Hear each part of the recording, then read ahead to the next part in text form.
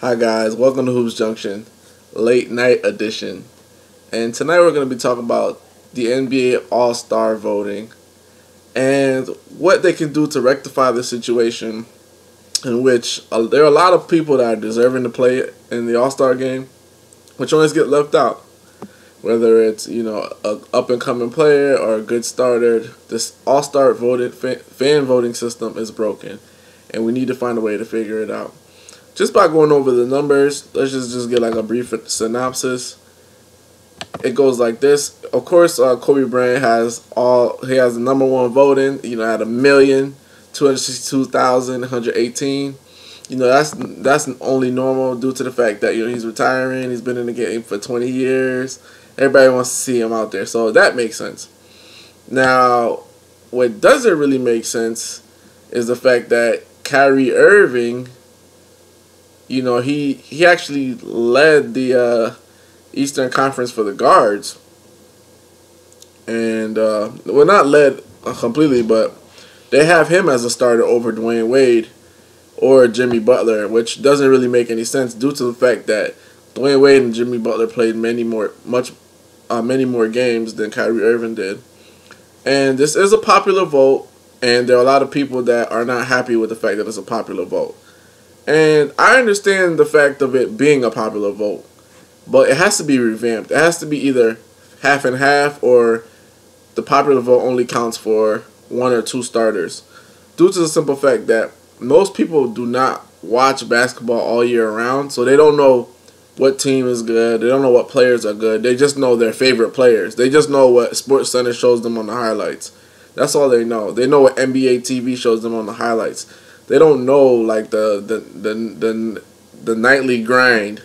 They don't know those back-to-back games where the one player is just playing amazingly. They don't know anything about that. They just know big names. And when it comes to the All-Star game, that's all we get, just big names. It's not always the best basketball, but it's just big names. And for me, like a player like Jimmy Butler has been playing well all year round. I don't think he should be left out of that guard spot because Kyrie Irving is more popular than him. I think that's very sad. Another thing is like, for example, like Andre Drummond. He's been having a hell of a year, especially for the forwards. And I think that if you think about it, he's like a no-brainer to be the center for the East. But due to the fact that he might not be that popular, he might get left out. I mean, he had to do a campaign with the President Obama doing the Jumpman song just to get people to notice him. When they haven't even noticed, like Detroit is actually playing really good basketball.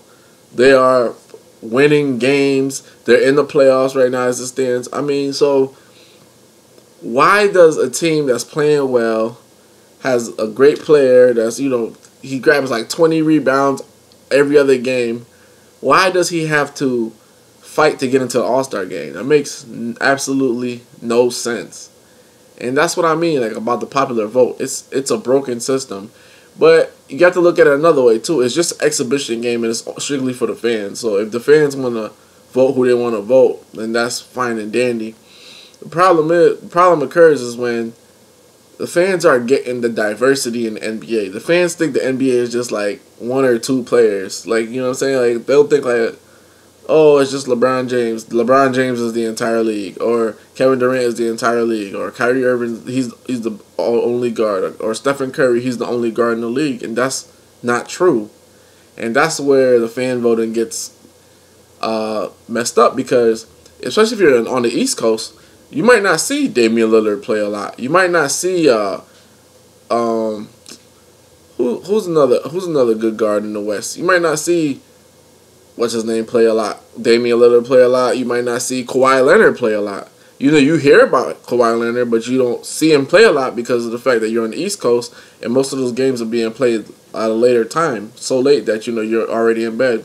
A lot of West Coast games, especially when I was growing up, it was hard for me to watch because I had to go to school the next day.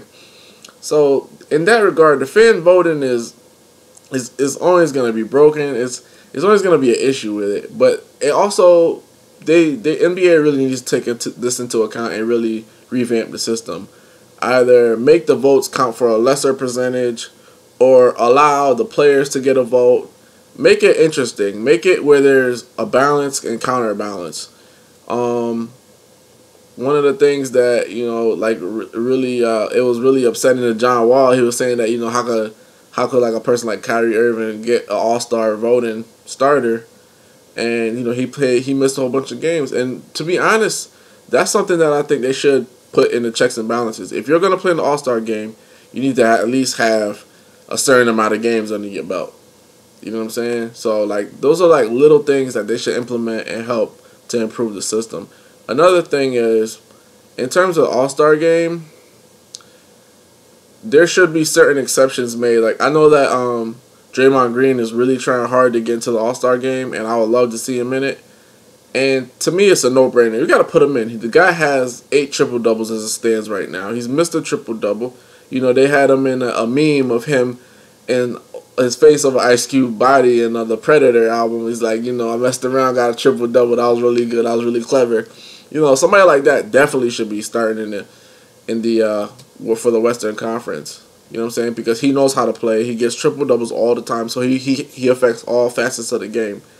And when you put in players that are having good seasons for the whole entire year, it really makes for a much more interesting game because those players can actually play. So there's actually like a competitive nature, as opposed to when you're watching the entire game, it's just like up and down, and then the last 30 seconds they get really serious. You know what I'm saying? So it adds like a little bit more competitive edge.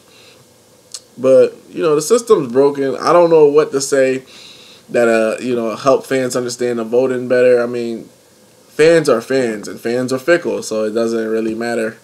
But one thing I do say about the players complaining about the system, you already know what it is. You shouldn't even focus on the system at all. You shouldn't focus on how many votes another player gets over you. You should focus on your game and trying to get your team to win the championship. You know what I'm saying? I.e. John Wall. So other than that, those are my thoughts on the whole system. What do you think about it? Do you like the fan voting? Would you like it to change to a coaches voting or a 50-50 vote? What do you think about it? How do you feel about the whole All-Star voting? Can the system be fixed, or do the fans rule? And usually the fans do rule. I mean, we are the consumer, and the NBA wants us to make us feel like we have some kind of power, and that power is in fan voting. So in that regard, there it is. So let me know what you feel about the All-Star voting, and let me know what you would change about it.